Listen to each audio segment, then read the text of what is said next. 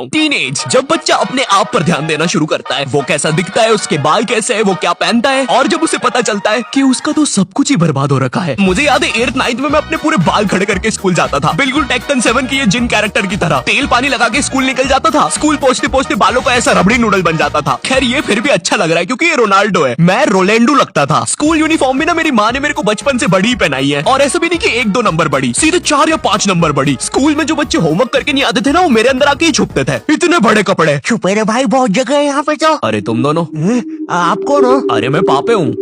पापे? तू तो 4 दिन से लापता है ना, हमने बाहर तेरे पोस्टर्स देखे। 4 दिन? मुझे तो यहाँ पे 40 साल बीत चुके हैं। देखो इसकी यूनिफॉर्म के अंदर टाइम बहुत तेज चलता है। बाहर भले ही 4 दिन ही हुए होंगे, लेकिन यहाँ मैंने 40 साल जी लिया है। मैं जब अंदर आया था मैं भी तुम्हारे बराबर का ही था। माँ को देखे आज 40 साल हो चुके हैं। पापे 4 दिन से गायब है मेरा बच्चा, कुछ खाया होगा कि नहीं? अब जैसे जैसे तुम टीनेज में आ रहे होते हो, तुम्हें तुम्हारे बालों पर, कपड़ों पर शर्म आने लगती है। मुझे याद है मैं बचपन में वो चौड़ा सा हुक वाला बस्ता लेके स्कूल जाता था, जो साला आते जाते गेटों में फंस जाता था। लेकिन इस बस्ते में एक बेस्ट बात तो थी यार, ये जो आइट साइड से एरोप्लेन के पंखे निकले हैं ना, ये इतना कूल डिजाइन पता है क्यों बनाया था? बच्चों के उड़ने के लिए। अब मुझे पता है तुम मेरे पे यकीन करोगे ही नहीं। रुको, चल कूद के बता। भाई पक्का नहीं हो जा चुपचाप।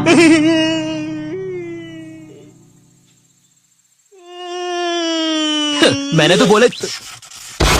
अरे बाप रे, अब तो लाइट चली जाएगी। मुझे अपना फोन चार्ज पे लगाना चाहिए। टीनेज में ना तुम्हें तुम्हारी इमेज की बहुत ज्यादा परवाह होती है, लेकिन तुम्हारे माँ बाप को उससे घंटा फर्क नहीं पड़ता। उनके लिए तुम अभी भी रात में छुप के सूखा बॉर्नविटा खाने वाले बंकू हो।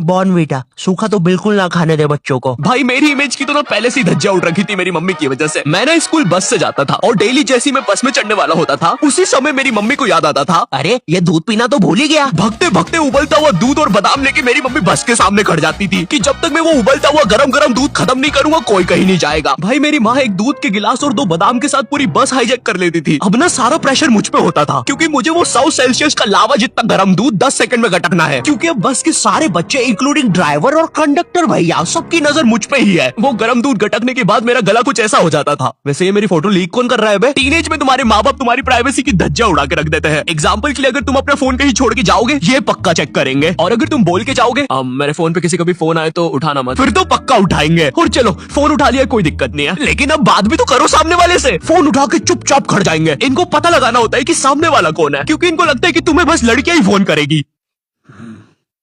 हेलो, ये कौन लड़की फोन कर रही है तेरे को? अरे मम्मी आकाश है, ध्यान से सुनो। तो इसकी आवाज लड़की जैसी क्यों आ रही है? क्योंकि दिमाग में लड़की घुसा के रखी है आपने, और लड़की बोल के उसकी अलग बेइज्जती मार रहे हो।